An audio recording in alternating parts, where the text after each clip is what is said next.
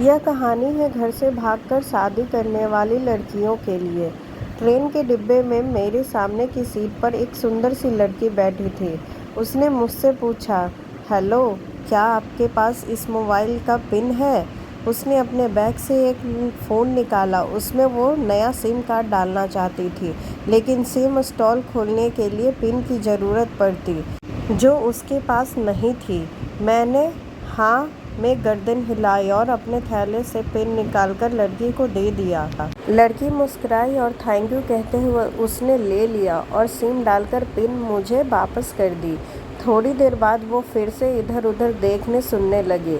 मुझसे रहा नहीं गया। मैंने पूछ लिया, कोई परेशानी है? वो बोली, सिम चालू नहीं हो रही है। मैंने मोबाइल मांगा। उसने मोबाइल मुझे दे दिया। मैंने मोबाइल देखकर उससे कहा कि सिम अभी एक्टिवेट नहीं हुई है, थोड़ी देर में हो जाएगी और एक्टिवेट होने के बाद वेरिफिकेशन होगा, उसके बाद ये चालू हो जाएगा। लड़की ने पूछा, वेरिफिकेशन क्यों? मैंने कहा, आजकल सिम वेरिफिकेशन के बाद एक्टिव होती है। जिस नाम से ये सिम खरीदी गई है उसका ब्यौरा पूछा जाएगा, बता देना। लड़की ने धीरे से कहा, ओह। मैंने दिलासा देते हुए कहा, इसमें कोई परेशानी की बात नहीं है। वो अपने एक हाथ से दूसरे हाथ दबाती रही, मानो किसी परेशानी में हो। मैंने फिर बहुत प्यार से कहा, आपको कहीं कॉल करना हो तो मेरा मोबाइल ले सकती हैं। लड़की ने कहा, जी फ़िलहाल नहीं, थैंक्स। लेकिन ये सिम किस नाम से खरीदी गई मुझे नहीं पता। मैंने कहा, एक बार एक्टिव होने दीजिए, जिसने आपको सिम दी है उसी के नाम की होगी। उसने कहा, ओके, कोशिश करते हैं। मैंने पूछा, आपका स्टेशन कहाँ है? लड़की ने कहा, दिल्ली। और आपका? लड़की ने मुझसे पूछा। मैंने कहा, दिल्ली ही जा रहा हूँ, एक दिन का काम है। आप दिल्ली में रहती हैं या? लड़की बोली, नहीं नहीं, दिल्ली में कोई काम नहीं है, ना मेरा घर है वहाँ। मैंने उत्सुकता से पूछा। वो बोली, दरअसल ये दूसरी ट्रेन है जिसमें आज मैं हूँ और दिल्ली से तीसरी गाड़ी पकड़नी है, फिर हमेशा के लिए आज़ाद आज़ाद। लेकिन किस तरह की कैद से? मुझे फिर जिज्ञासा हुई, आखिर किस कैद में थी ये कमसीन उल्हड़ सी लड़की? लड़की बोली, उसी कैद में थी जिसमें हर लड़की होती है, जहाँ घर वाले कहीं शादी कर लो, जब कहें वैसा करो। मैं घर से भाग चुकी हूँ। मुझे ताज्जुब हुआ, मगर अपने ताज्जुब को छुपाते हुए मैंने ऐसे ही हंसते हुए पूछा, अकेली भाग रही हो आप? आपके साथ कोई नज़र नहीं आ रहा। वो बोली, अकेली नहीं, साथ में है कोई। कौन? मेरे प्रश्न खत्म नहीं हो रहे थे। दिल्ली से एक ट्रेन और ट्रेन पकड़ूंगी, फिर अगले स्टेशन पे वो मिलेगा और उसके बाद हम किसी को नहीं मिलेंगे। ओह, तो ये प्यार का मामला है? उसने कहा, जी। मैंने उसे बताया कि मैंने भी लव मैरिज की है। ये बात सुनकर वह खुश हो गई, बोली, वाह, कैसे, कब? लव मैरिज की बात सुनकर वह मुझसे बात करने में रुचि लेने लगी। मैंने कहा, कहाँ, कब, कैसे, कहाँ, वो मैं बाद में बताऊँगा। पहले आप यह बताओ, आपके घर में कौन कौन है? उसने होशियारी बरतते हुए कहा, वो मैं आपको क्यों बताऊँ? मेरे घर में कोई भी हो सकता है, मेरे पापा, माँ, भाई बहन या कोई भी हो सकता है। मतलब मैं आपका नाम भी नहीं पूछ सकता? वो बोली, मैं क्यों बताऊँ अपना नाम? बहुत बातूनी लड़की थी वो। थोड़ी इधर उधर की बातें करने के बाद उसने मुझे टॉफ़ी दी, जैसे छोटे बच्चे देते हैं। बोली, आज मेरा बर्थडे है। मैंने उसकी हथेली से टॉफ़ी उठाते बधाई दी और पूछा, कितने साल की हुई हो? वो बोली, 18। मतलब भागकर शादी करने की कानूनी उम्र हो गई है आपकी? मैंने जानबूझकर पूछा। वो हंसी। कुछ ही देर में काफ़ी घुल मिल चुके थे हम दोनों, जैसे बहुत पहले से जानते हो एक दूसरे को। मैंने उसे बताया कि मेरी उम्र 28 साल है, यानी 10 साल बड़ा हूँ। उसने चुटकी लेते हुए कहा, लग भी रहे हो। मैं मुस्कुरा दिया। मैंने उससे पूछा, तुम घर से भागकर आई हो? तुम्हारे चेहरा पे चिंता की निशान जरा भी नहीं है। इतनी बेफिक्री मैंने पहली बार देखी। खुद की तारीफ सुनकर वो खुश हुई। वो बोली, मुझे उसने पहले ही समझा दिया था कि जब घर से निकलो तो बिल्कुल बिंदास रहना, घर वालों के बारे में बिल्कुल मत सोचना, बिल्कुल अपना मूड खराब मत करना, सिर्फ मेरे और हम दोनों के बारे में सोचना, और वही मैं कर रही हूँ। मैंने फिर चुटकी ली। कहा, उसने तुम्हें मुझ जैसे अनजान मुसाफिरों से दूर रहने के लिए सलाह नहीं दी? उसने हंसकर जवाब दिया, नहीं, शायद वो भूल गया होगा ये बताना। मैंने उसके प्रेमी की तारीफ करते हुए कहा, वैसे तुम्हारा बॉयफ्रेंड काफ़ी टैलेंटेड है। उसने किस तरह से तुम्हें अकेले घर से रवाना किया, नई सिम और मोबाइल दिया, 3 ट्रेन बदलवाई ताकि कोई ट्रेन ना पकड़ सके। Very talented person.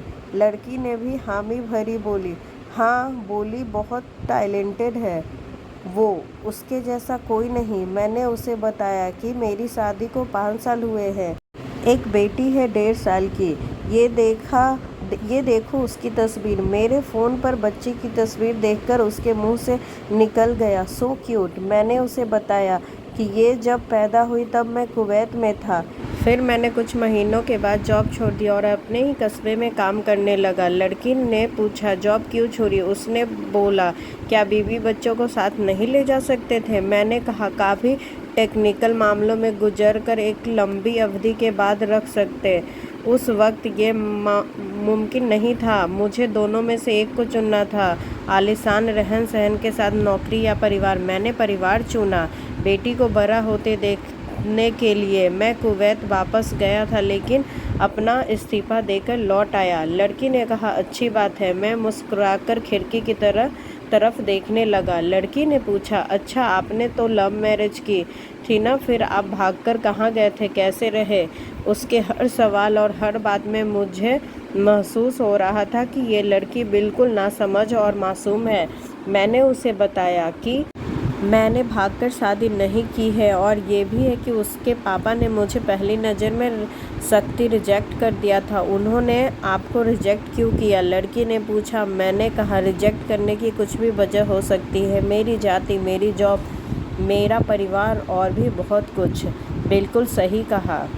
लड़की बोली, फिर आपने क्या किया? मैंने कहा, मैंने कुछ नहीं किया, उसके पिता ने मुझे रिजेक्ट कर दिया। वहीं से मैंने अपने बारे में अलग सोचना शुरू कर दिया।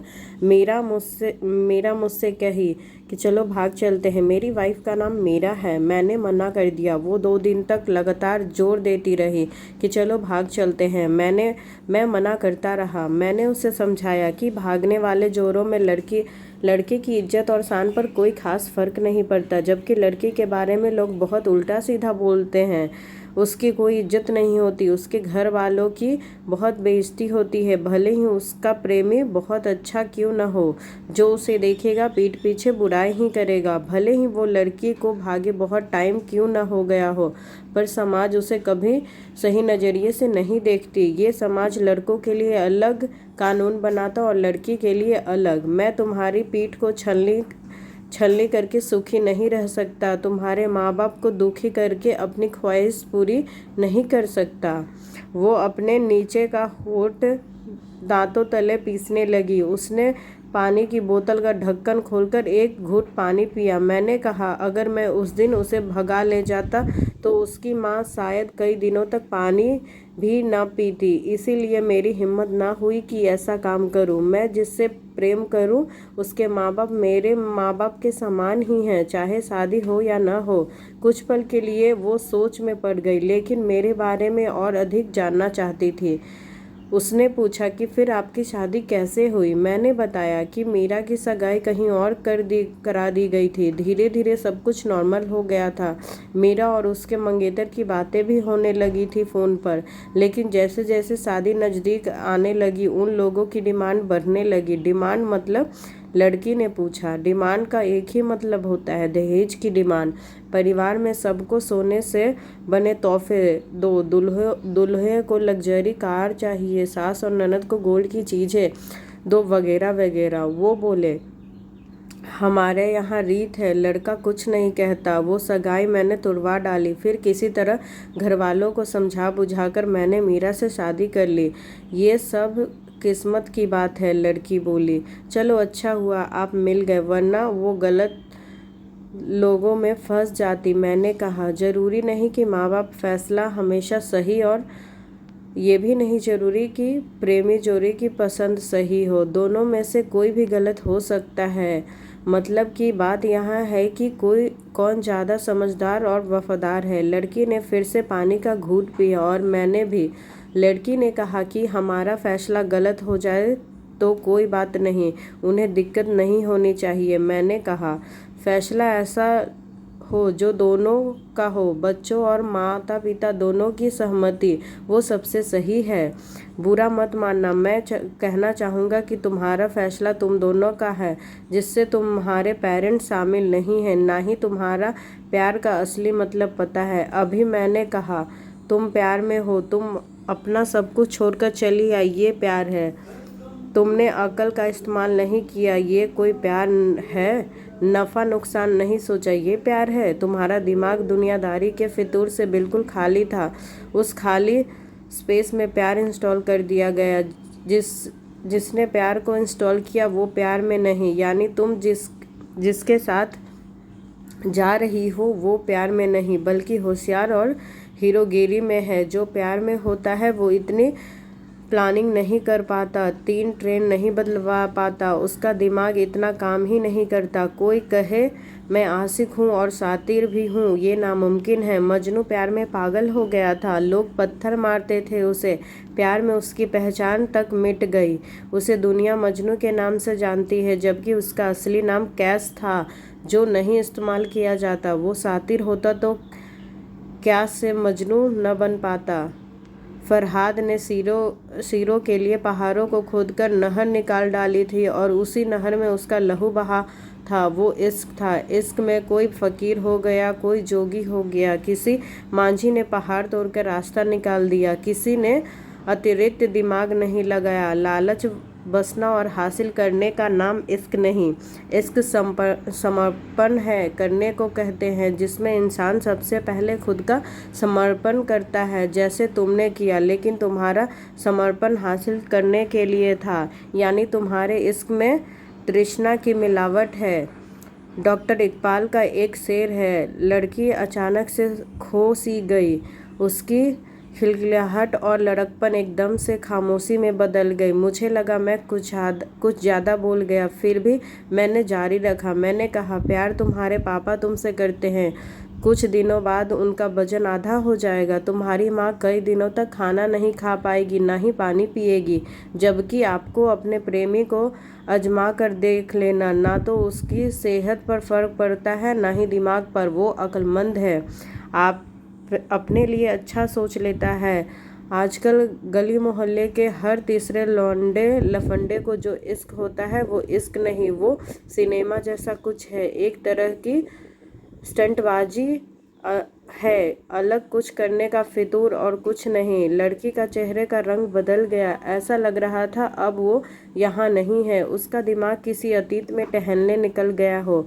मैंने अपने फ़ोन को स्क्रॉल करने लगा, लेकिन मन की नज़र से उसकी तरफ ही थी। थोड़ी ही देर में उसका और मेरा स्टेशन आ गया। बात कहाँ से कहाँ निकली थी और कहाँ पहुँच गई। उसके मोबाइल पर मैसेज टोन बजी, देखा सिम एक्टिवेट हो चुकी है। उसने चुपचाप बैग में से आगे का टिकट निकाल कर फाड़ दिया। मुझे कहा, एक कॉल करना है। मैंने मोबाइल दिया। उसने नंबर डायल करके कहा, सॉरी पापा, और सिसक कर रोने लगी। सामने से पापा फ़ोन पर बेटी को संभालने की कोशिश करने लगे। उसने कहा, पापा आप बिल्कुल चिंता मत कीजिए, मैं घर आ रही हूँ। दोनों तरफ से भावनाओं का सागर उमड़ पड़ा। हम ट्रेन से उतरे, फिर उसे फ़ोन मांगा। मैंने